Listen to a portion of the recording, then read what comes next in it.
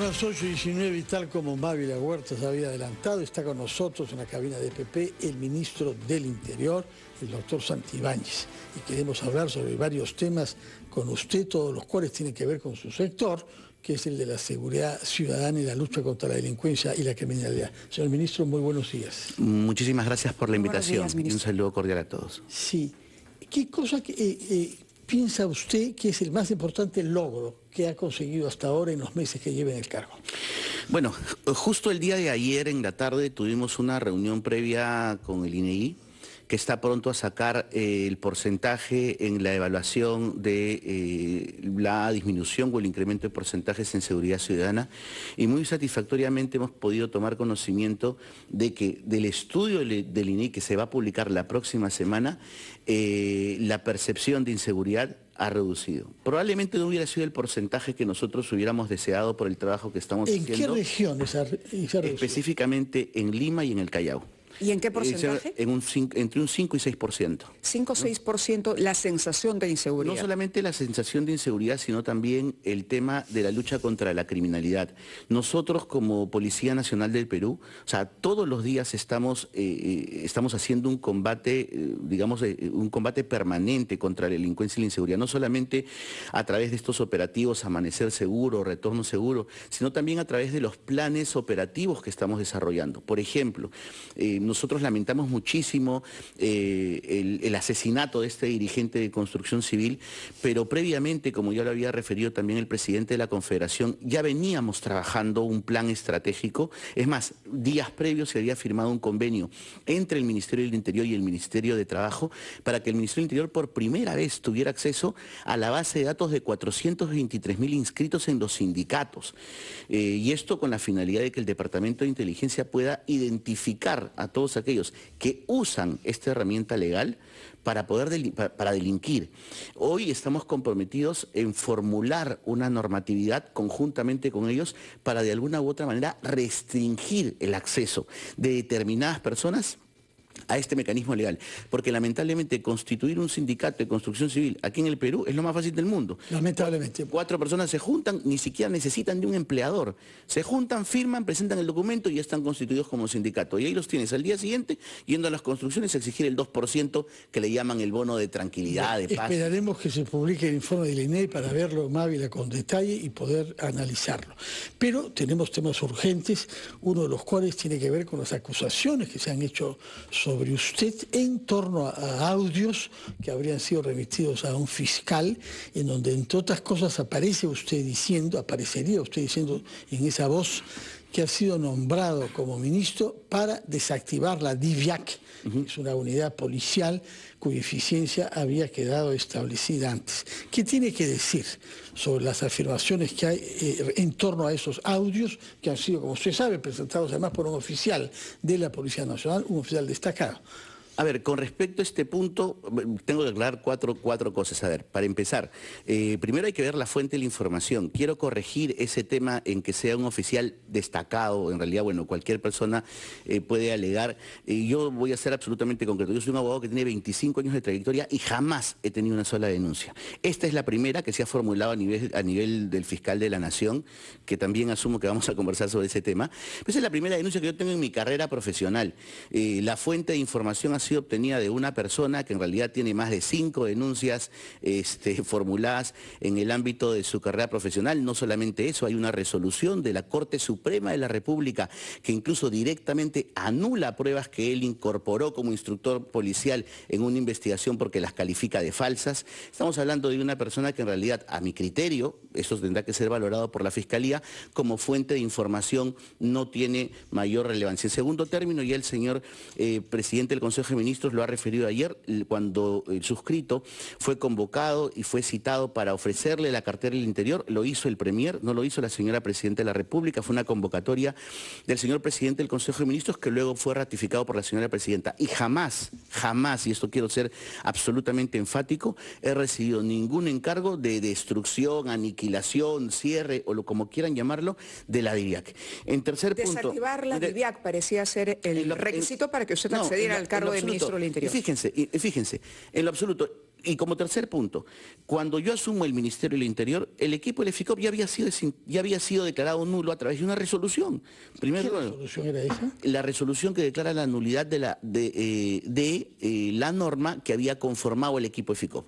Cuando yo asumo como ministro, Pero el ministro que me ha sigue funcionando, no sé a qué norma se refiere. el equipo especial de policías ¿Sí? que se había conformado para coadyuvar, entre comillas, la labor del EFICOP, la resolución que declaraba la nulidad del nombramiento del equipo policial ya había sido expedida y por tanto no podría atribuirse a mi gestión un hecho que ya había sido trascendido. Y finalmente, tampoco está en la labor del ministro desaparecer una unidad orgánica de la Policía Nacional. Las unidades se encuentran contenidas en una ley, es el Decreto Legislativo 1267. Y finalmente los únicos que pueden en este caso es el Congreso de la República o la Policía Nacional cuando hace una estructura. Yo lo que he dicho en este caso, y si me permiten, es que yo no reconozco primero la fiabilidad de esos supuestos audios, por una sencilla razón, porque este señor dice, bajo el argumento del abogado, hemos alcanzado 5 audios de una conversación que ha mantenido el oficial en un chifa. Yo jamás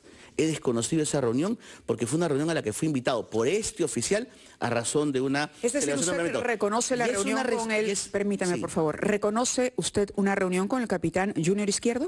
Sí, por supuesto, porque él me invitó a cenar a este chifa de San Borja para celebrar mi nombramiento en el marco de una relación amical. Y esa reunión, Mávila, permíteme, esa reunión es una reunión en donde hubo una conversación de 2 horas y media. 2 horas y media, donde él me hizo muchos comentarios, también nosotros conversamos al respecto y resulta que acompañan presumiblemente 5 audios de una conversación de 2 horas y media. Eso te puede deducir 2 cosas. La primera, que el audio está manipulado, porque ya de por sí está cortado y eso implica que no hay una cadena de custodia y por tanto yo no los doy como válidos. Pero ¿cómo sabe usted que son solos de esa comida? Cuando sabemos que hay audios que vienen de llamadas telefónicas que se le atribuyen a usted. Porque es la declaración que ha dado el abogado en este programa y en otros programas más. Está hablando de 5 audios de esa supuesta conversación. Y en segundo término, yo no tengo ninguna duda, bajo la experiencia y como reitero una vez más, bajo los antecedentes, incluso reconocidos por la propia Corte Suprema, específicamente contra este oficial, yo no tengo ninguna duda que existiría incluso hasta la probabilidad de una manipulación o una tergiversación. Correcto, pero audios. Las pruebas se han entregado a la Fiscalía y la Fiscalía, por ende, tendrá que practicar los peritajes. Sí, por supuesto. Pero en principio usted reconoce que sí hay diálogos con el capitán Junior Izquierdo. Y ¿En algún momento de esa conversación, si me permite, tocaron el tema de la DIVIAC de alguna u otra manera? No, yo que recuerde, no tocamos absolutamente otros temas dentro del vínculo amical. Me comentaba él que estaba en su curso de perfeccionamiento, conversamos sobre infinitos temas, hasta temas familiares, porque como yo lo he reconocido, la relación amical que yo mantenía con este oficial es una relación que data de más de 10 años, no es una resolución de 2 o 3 años. Yo lo consideraba un amigo, sí es cierto. Pese a que tiene muy mala opinión de él, según nos dijo inicialmente, ¿no? ¿Perdón? Pese a que tiene muy mala opinión de él. No, lo que pasa es que las opiniones uno se las forma conforme van concurriendo las cosas. En ese momento y en esas circunstancias, yo sí tenía sobre él, así como tengo sobre otros señores oficiales, una relación de amistad, pero finalmente ya el tiempo a veces uno le muestra cuáles son las acciones reales de aquellos que se acercan. ¿Qué acción del capitán Junior Izquierdo le ha llevado a usted a romper esa relación de amistad? No, yo creo que basta ver los medios de comunicación y la forma como se está expresando y la forma como se están manipulando determinadas esas declaraciones así de manera gratuita y tendenciosa. Lo que sucede es lo siguiente, yo creo que aquí existen intereses mucho más grandes. O sea, yo asumo que en realidad estas cuestiones nacen a partir del cuestionamiento absolutamente válido que yo hago con respecto a la DIVIAC como unidad, específicamente con respecto a los manejos económicos. En lo que no está de acuerdo con el capitán Junior Izquierdo. Presumiblemente durante esas 2 horas y media, ¿se refirieron al tema? ¿Le expresó usted estas críticas, estos cuestionamientos? ¿En algún momento lo abordaron? No, en algún momento nosotros abordamos temas referentes, por ejemplo, a que yo no entendía, y si él presente el audio de las 2 horas y media lo van a poder escuchar, a que yo no entendía cómo es que habiendo asumido una cartera del interior donde mi principal preocupación era el bienestar de la familia policial, por ejemplo, se habían iniciado se habían iniciado procedimientos de obtención de información de mi padre. Porque algo que yo tengo que decir, por ejemplo, es que a los 3 días que yo asumí como ministro, fui informado por el Departamento de Inteligencia que cierto sector de la policía estaba pretendiendo no solamente la DIVIAC, hicieron un promedio de 30 oficiales, estaban pretendiendo obtener información del legajo de mi padre, que es un tema absolutamente privado. Bueno, entonces, ha sido también oficial de la policía, ¿no? También ha sido oficial de la policía. Absolutamente de acuerdo. Es razonable que quieran tener una idea global de usted. No, pero el legajo... al poder ministerio. No, pero el padre legajo... ha sido miembro de la policía. Sí, pero el legajo es una información absolutamente protegida de todos los oficiales y no cualquiera puede acceder a ella. De acuerdo, señor ministro, tenemos que cumplir con una pausa con los titulares de la media hora, pero además de los audios que usted ha puesto en tela de juicio, reconociendo, sin embargo, que tuvo una conversación de 2 horas y media en la que se aludió, usted expresó los cuestionamientos que nos acaba de detallar, hay un chat también donde aparentemente usted le diría, ellos querían a alguien que se cargue a René encima, y yo dije que yo no lo haría nunca. Creo que eso es lo que definió, pero prefiero ser leal a mis amigos y mis convicciones que deber por un cargo algo a alguien. Ahora, ¿es usted el que habla o es el que habla es el señor Junior Izquierdo en este chat? A ver, yo no reconozco ese chat y tampoco lo tengo y tampoco recuerdo que yo ya me haya expresado de esa manera, para empezar, porque yo jamás me refiero a ningún oficial por su apelativo, por su alias. Nunca se refirió al señor Colchado como René. Entiendo que esa identificación es la que tiene este oficial. No sé si será su nombre o si será su alias o la forma en que lo identifican, pero yo siempre tengo la costumbre de identificar a cualquier oficial por su apellido, ¿no? Es una costumbre en la que yo... han trabajado contra el terrorismo, necesitaban tener alias, ¿no? Sí, siempre, pero mis conversaciones nunca van con respecto... Ahora, yo no le digo a una persona pues por el sobrenombre con el cual es identificado, ¿no? Muy bien, vamos a ir a la pausa, pero vamos a volver también para comentar lo que ha sido la respuesta del fiscal de la Nación a ciertas críticas que usted ha formulado. 8:31, nos toca ir a los titulares de la media hora en la radio, una muy breve pausa en la televisión y regresamos con ustedes. Esto es Ampliación de Noticias en RPP, la voz de todo el Perú.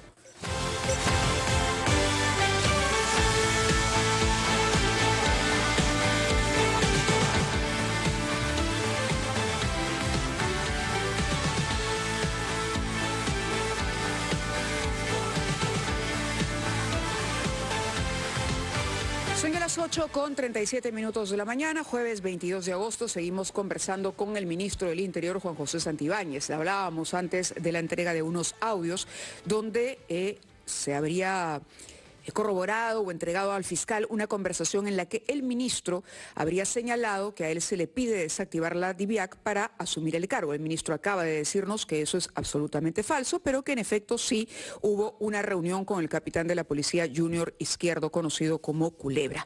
Otro tema que preocupa a la ciudadanía, ministro, es el enfrentamiento que hay entre la policía o su sector, usted, el Ministerio del Interior, y el Ministerio Público, la Fiscalía, porque estamos hablando precisamente de dos instituciones que deberían estar alineadas en la lucha contra la inseguridad y la delincuencia, ¿no? El fiscal le ha respondido a las críticas que usted ha hecho cuando denominó al Ministerio Público, cuando dijo que lo percibía como un enemigo de la policía, diciendo que no le extraña su conducta porque recientemente la Fiscalía inició diligencias preliminares por delito de abuso de autoridad en contra suya. Esto respecto al pretendido control de un periodista y que luego ordenó además un proceso disciplinario contra un efectivo policial. Y usted ha respondido diciendo que la Fiscalía o el Ministerio Público es una institución podrida. ¿Se ratifica en ello? A ver, en principio quiero alegar un tema. Yo lamento mucho las declaraciones del fiscal de la Nación porque mis críticas siempre han sido institucionales. Yo he criticado a la institución y no lo he hecho como refiere el fiscal de la Nación interino, no lo he hecho a partir de la denuncia que él formula. Las críticas que yo tengo contra la Fiscalía vienen de meses, es más, incluso antes de asumir la labor de ministro de Interior. Y yo lamento las declaraciones porque él las ha personalizado. Yo he cuestionado al Ministerio Público y él cuestiona al ministro como persona. Si usted se ratifica hoy, a esta hora de la mañana, 8:39, en que el Ministerio Público, permítame, hablando de la institución, es una institución podrida. Yo me ratifico en que el Ministerio Público es una institución que no suma es una institución que no apoya a la policía, es una institución que pareciera ver a la policía como un enemigo, y es más, y no solamente a la policía, hasta a la sociedad como un enemigo. ¿Por qué? Porque eso se ve en los grandes porcentajes de liberación de delincuentes que tiene. En Piura tenemos denunciados a 5 fiscales. ¿Y por qué tenemos a 5 fiscales? Porque han liberado delincuentes a los cuales han sido atrapados en flagrancia. ¿Me permite, por favor, un instante? Sí, por supuesto. 30 segundos, claro, pero la crítica puede ser por ineficiencia, es decir, puede decir el Ministerio Público no suma, es ineficiente, no hace bien su trabajo. Otro sentido, otra connotación tiene decir que el Ministerio Público es una institución podrida. Esto revela corrupción y otro nivel, digamos, que va mucho más allá de la ineficiencia. Por eso vuelvo a la pregunta, ¿es el Ministerio Público para usted una institución ineficiente, que no colabora, o podrida, como lo ha dicho? A ver, yo te digo una cosa, Mabila. Ineficiencia es error. Para mí aquí no hay error. Para mí aquí o es que hay incapacidad, hay ignorancia o hay corrupción. Cuando un policía... Cuando a un delincuente se le encuentra en su billetera la tarjeta de un policía, al policía inmediatamente lo incriminan como parte de una organización criminal. ¿Pero qué? ¿Pero al fiscal que libera al delincuente, qué se le dice? No, pobrecito, es un error. O sea, o también ese fiscal debería ser considerado como parte de una organización criminal. Tendríamos una lista sin fin de fiscales, ¿ah? Porque ellos están acostumbrados a liberar. Entonces, no nos miden con la misma calidad ni con la misma moneda. Aquí el tema es absolutamente claro. Tenemos una fiscalía absolutamente ajena a la lucha contra la delincuencia y la criminalidad organizada. Y los datos estadísticos y los datos numéricos a nosotros nos dan la razón. ¿Y por qué mi indignación? Mi indignación es porque a esos delincuentes que la Fiscalía libera sin tener mayores argumentos son los delincuentes que nos matan luego. Ministro Santibáñez, usted ha dicho que critica a la Fiscalía y lo hemos escuchado. Es una crítica que no es propia de un ministro del Interior. Está desacreditando a una institución judicial ante la población. Y hay entre ellos muchísimo, yo diría que la gran mayoría, que hacen su trabajo con la misma honestidad que los jefes policiales. Porque el mismo reproche que usted hace a la Fiscalía se podría hacer a la policía también. Hay manzanas podridas ahí. No sería propio que se quiera desacreditar. Pero lo grave es que usted ha afirmado que ha hecho críticas institucionales y no a la persona del fiscal Villena. Y eso es falso, ministro, usted lo sabe, porque usted ha dicho que seguramente actúa con inseguridad porque es interino. Es decir, que ha querido... Usted ha dicho eso de él, como que si su opinión estuviese condicionada para obtener un puesto estable. Y lo sigo ratificando. Entonces es una crítica a la persona. No es cierto lo que dijo usted antes, que usted criticaba solamente a la institución y no a la persona. Decir eso sobre el fiscal de la Nación, que es cierto, está en una situación interina, es desacreditar. En lo absoluto, Ahora Fernando. bien, no es desacreditarlo porque eso... No es desacreditarlo. A la persona, se ha referido a la persona, no a la institución. En lo absoluto es desacreditarlo porque es su categoría. Su categoría es la de interino. Pero interpreta usted que tiene inseguridad y que por eso no actúa de la manera como actúa. Eso es una interpretación. Es que justamente, probablemente, pero vuelvo a reiterar, mis críticas fueron a la institución, no a cuestionar que por el hecho justamente de que el señor no fuera titular o mantuviera esta categoría, probablemente no tuviera la fortaleza para criticar a los fiscales que dejan en libertad a los delincuentes. Para terminar con el tema de la policía y hablar sobre otros casos de criminalidad, se le ha reprochado a usted el haber sido abogado defensor de un brigadier hace 4 años, cuando era abogado. Y ese brigadier presentó una denuncia hace 4 años con el capitán Izquierdo. Y esa denuncia estaba a punto de vencer al cabo de cumplirse 4 años y fue reactivada. La primera investigación administrativa contra el capitán Izquierdo, que usted no aprecia ya, después de haber sido su amigo, viene de un brigadier que había sido patrocinado suyo como abogado en el sector privado. Estamos ante una duplicidad de funciones un poquito cuestionable, porque como abogado defensor usted defiende a ese señor y como ministro ahora tiene la ventaja enorme de que ese mismo brigadier ha hecho una denuncia contra la persona que usted critica tanto. A ver, es que eso es un error y eso es parte, creo yo, de desconocer la norma. Para empezar, efectivamente, yo he sido abogado patrocinante de esta persona que hoy tiene un litigio administrativo con el capitán Izquierdo. Hace 4 años. Hace 4 años. Y es más, y antes incluso de ser ministro del Interior, yo ya había renunciado al patrocinio. Punto número 1.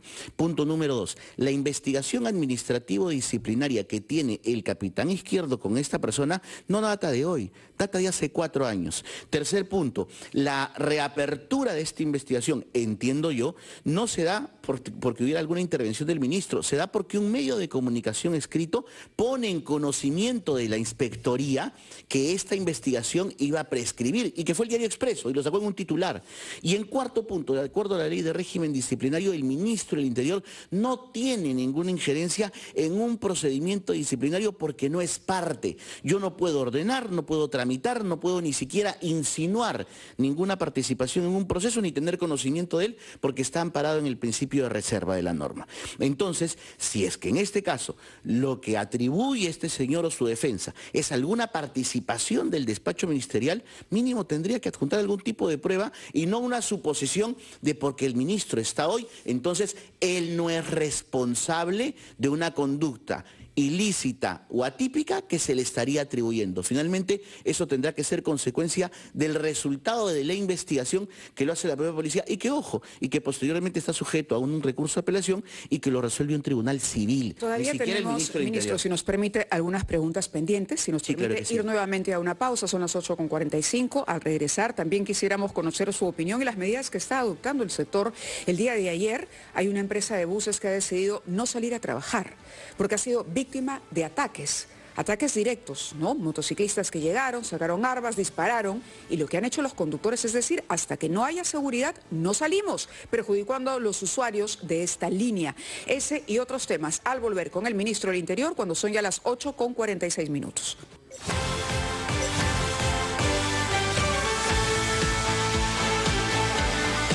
Son las 8:50 y Mávila Huerta se había referido antes de ir a la pausa a un tema específico de criminalidad en la ciudad de Lima, puesto que en plena vía de evitamiento, que es un eje central que comunica Lima Norte con Lima Sur, se han producido balaceras contra unidades de transporte público de la empresa Etuchiza en particular, por no querer pagar cupos.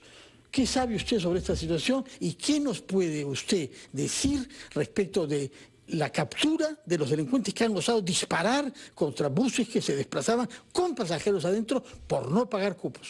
Bueno, con respecto a ese tema, ya el día de ayer la Policía Nacional, a cargo justamente de la unidad especializada, liderada por el general Conde, Marco Conde, ya se reunió con las autoridades, no solamente de esta empresa, sino también con las autoridades locales de buses metropolitanos, con la finalidad de establecer cuáles son los lineamientos y las estrategias de lucha contra ese tipo de extorsión.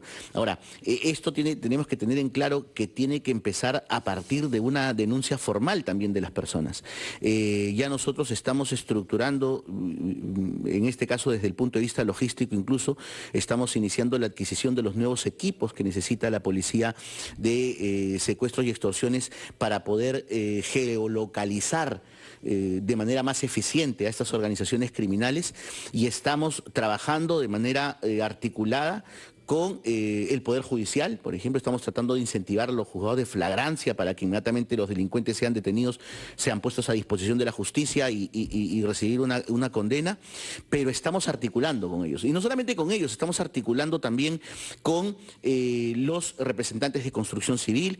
Hemos tenido una reunión en la Sociedad Nacional de Industrias porque también estamos iniciando la articulación con los bodegueros, estamos iniciando la articulación con diversos sectores económicos de la población que necesitan de alguna u otra manera la protección, en este caso de la Policía Nacional, en una lucha frontal contra la delincuencia y el crimen organizado. Respecto a las últimas informaciones que han trascendido y a propósito de capturas, la pregunta es, cuando usted fue viceministro de Orden Interno, ¿tenía ya o había conformado algún grupo para dar con el paradero del señor Cerrón? No, yo como viceministro, y es más, y dentro de las labores del viceministro de Orden Interno no está, digamos, en este caso la disposición completa de la conformación. Siempre ha existido dentro de la Policía Nacional, y esto hay que remarcarlo, siempre ha existido unidades especializadas que están en la búsqueda de los prófugos más buscados de la justicia. ¿Y existía una? Sí, siempre ha existido. Lógicamente lo que nosotros hemos hecho al momento de llegar al despacho ministerial es compartimentar alimentar aún más ese grupo. Y después de eso, incluso después de la captura que se da en Huancayo, del segundo de esta supuesta organización criminal, sí, hemos compartimentado aún más el equipo, que hoy está conformado por un número muy limitado de oficiales que son los que tienen acceso directo a la información. ¿Y es correcto que usted sabe quiénes son funcionarios en Palacio de Gobierno que están encubriendo a Vladimir Cerrón? No, eso no es correcto y quiero aclarar justamente esa pregunta. Fíjese, eso no es correcto. Lo que nosotros hemos y lo que nosotros incluso hemos informado a la colectividad, y no solamente a la colectividad, sino también varios señores congresistas, como el congresista, por ejemplo, Edwin Martínez, que en alguna oportunidad nos llamó, es que vienen circulando en diversos medios de comunicación y a diversas autoridades presumibles chats en donde estarían involucrados congresistas, funcionarios de Palacio de Gobierno y autoridades locales y gobiernos regionales, pero que esos chats son falsos. Ya lo ha detectado no solamente la unidad de inteligencia de la Dirección Nacional de Inteligencia, sino también del Ministerio del Interior, y que están manipulados. Y prueba de ello incluso es que funcionarios de Palacio de Gobierno ya están haciendo entrega de sus chips para que puedan verificar que los chats que presumiblemente les pertenecerían no pertenecen a los números y mucho menos han sido emitidos esos mensajes del aparato telefónico del cual ellos ostentan o mantienen su titularidad. De acuerdo. Señor Santibáñez, el día de ayer hemos sabido que en Estados Unidos se ha creado un grupo especial de los servicios secretos de la policía para luchar contra el Tren de Aragua, particularmente en el estado de Colorado. Estamos coordinando con Estados Unidos porque el Tren de Aragua no solamente actúa en nuestro país y hemos tenido pocos resultados en la lucha contra esta organización transnacional, sino que además obtiene su dinero acá, y es con el dinero peruano del narcotráfico y la minería ilegal que actúan también en otros países como Estados Unidos. ¿Qué coordinación tenemos sobre el tema con Estados Unidos? Quiero comentarles una cosa, no solamente tenemos una comunicación directa y articulada con el gobierno de los Estados Unidos, en donde nosotros hemos explicado y les hemos expuesto que esas organizaciones criminales que están en este momento participando en sus mercados, su fuente de financiamiento está aquí. Entonces lo que tenemos que atacar aquí son las fuentes de financiamiento que están vinculadas a la trata de personas, están vinculadas al tráfico ilícito de drogas, que están vinculados a la extorsión, que es la producción, es la maquinita, el dinero. Y minería ilegal. Y minería ilegal. Pero en todos esos campos no tenemos grandes éxitos. A ver, nosotros sí tenemos éxitos en la medida de lo que estamos articulando y formulando. En Patás el día de ayer han habido otras capturas de otras organizaciones y regularmente, por lo menos prácticamente una vez al mes, estamos nosotros participando de operativos en Patás y estamos deteniendo organizaciones y poniéndolas a disposición de la justicia. Pero el tema no solamente va ahí. Yo les quiero comentar, yo estoy regresando en este momento de Guayaquil, en donde ha habido una reunión de todos los ministros de la región y en donde el Banco Mundial y el BID han expuesto una alianza. ¿Para qué? Para generar justamente la política de lucha contra la criminalidad organizada transnacional. Debemos entender que hoy por hoy la criminalidad no tiene fronteras.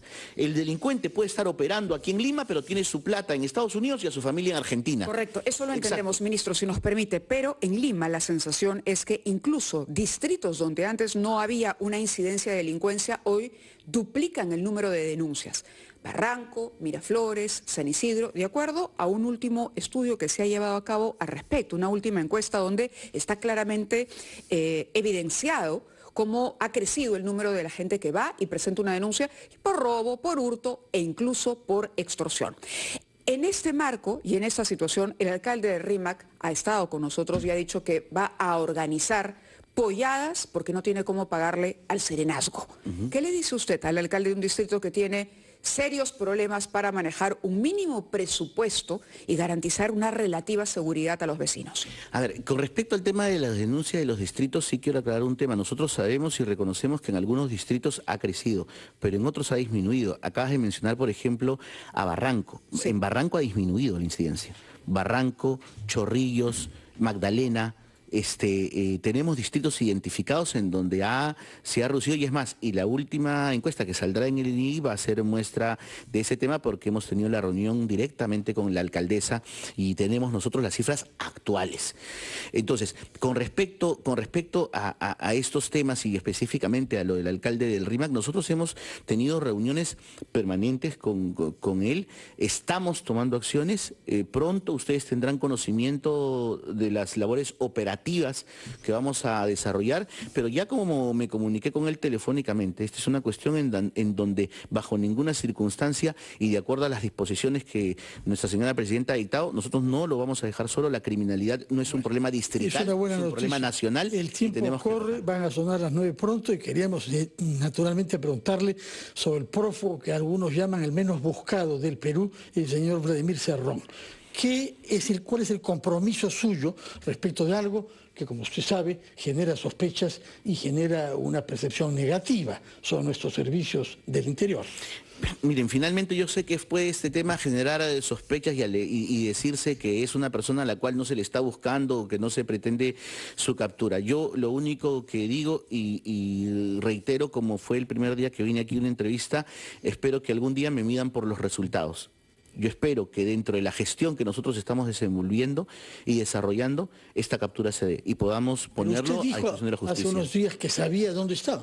Nosotros, a ver, esa fue una pregunta de un periodista justamente de esta casa cuando salíamos nosotros de la conmemoración del aniversario de una estación de bomberos. Y lo que nosotros alegamos, la pregunta fue si él se encontraba en el Perú. Y yo respondí, sí, efectivamente conocemos que él se encuentra aquí en el Perú, dentro de la jurisdicción, pero mayores detalles por inteligencia no puedo brindar. ¿Dentro de la jurisdicción, ¿no? ¿Puede ser más específico o simplemente dentro del país? Perú. Más detalles no puedo brindarles porque pertenece a un tema de inteligencia, pero la información que nosotros tenemos es que está en Perú y estamos nosotros en permanente... Pero ¿es consciente usted de que la percepción en general de la ciudadanía es que el gobierno no quiere dar con el señor Cerrón, ¿no? Probablemente sea la percepción ciudadana, pero... tiene que ver además con la demora y con el hecho de que además el señor Cerrón aparezca reiteradas veces en las redes sociales, se comunique, haya congresistas que dicen que acaban de conversar con él, y todo esto genera la sensación de que en efecto él goza de un privilegio o de informantes que le advierten, y que por lo tanto no se da finalmente. Todo eso está sujeto en este momento a una investigación y a una ratificación. Nosotros, como digo, estamos... ¿Usted que él tenga informantes dentro de la policía que le advierte sobre los operativos? A ver, lo que yo descarto en este momento es que el equipo que está a cargo de su ubicación y el equipo compartimentado que en este momento está trabajando es un equipo absolutamente leal y espero que prontamente nos dé resultados. Yo reitero una vez más, finalmente la historia será la que determine si es que este ministro logró o no logró el objetivo que se planteó. Sí, usted vino, recuerdo, cuando lo designaron ministro del Interior y nos dijo, voy a ser un ministro que hará historia. ¿Cuál es la historia que está construyendo hasta el momento? ¿No crees que haber logrado el aumento de sueldos, una pregunta, el aumento de sueldos y pensiones de los efectivos policiales después de 12 años en donde no había existido un compromiso de un gobierno no es un éxito? Es algo positivo. Es algo positivo. El hecho, por ejemplo, no suficiente, ¿no? El hecho es que nunca será suficiente, Fernando. No, yo no digo que no sea suficiente lo que ha servido, sino que queremos que esa policía, bajo su autoridad, tenga resultados, capturando a Cerrón, por ejemplo, y a los que han disparado contra un bus en la vía de evitamiento, y a la minería ilegal en Patás, y a los extorsionadores en todos los barrios del Perú. La policía tiene resultados todos los días. Todos los días. El día de hoy, por ejemplo, en el Cusco y en Lima, se ha capturado a una organización criminal, probablemente una de las más importantes, vinculadas a la mafia venezolana y colombiana, de trata de personas. De acuerdo, ministro. Las más por eso, importantes. La pregunta entonces, era abierta. todos los días hay ¿cómo se mira usted al espejo durante el tiempo transcurrido y al momento sobre sus logros, sus resultados, o de pronto también sobre los errores que puede haber cometido, el autobalance que usted hace de su gestión en el cargo? Nosotros vamos a hacer en los próximos días y vamos a comunicarle un balance de los 100 primeros días de nuestra gestión. Y este balance lo vamos a informar a la sociedad porque hay cosas definitivamente que muchas de ellas no se han informado. Cuestiones importantes que se han logrado, detenciones importantes también que nosotros hemos podido generar con la Policía Nacional. nacional, un gran operativo, por ejemplo, que se llevó a cabo en el límite entre Perú y Colombia, en donde se desactivó a toda una organización criminal entre el Comando Bermelo y Huestes de Sendero Luminoso, donde había una fábrica de drones lanzabombas. Eso, por ejemplo, no se informaba a la colectividad y muchísimas otras cuestiones que resultan esperaremos ser entonces importantes. el informe que va a elaborar como todos los 100 primeros días suyos en el puesto de ministro del Interior. Muchas gracias, sabemos que tiene un día activo y que terminar el día en Arequipa para la reunión con los gobiernos. Muchas gracias por haber respondido a nuestras preguntas y que tenga buenos días, señor ministro Santibáñez. Muy buenos días. Son las 9:03, vamos al gran resumen de la hora, esto en la radio, en la televisión solo una breve pausa, pero regresamos con ustedes en Ampliación de Noticias a través de RPP, la voz de todo el Perú.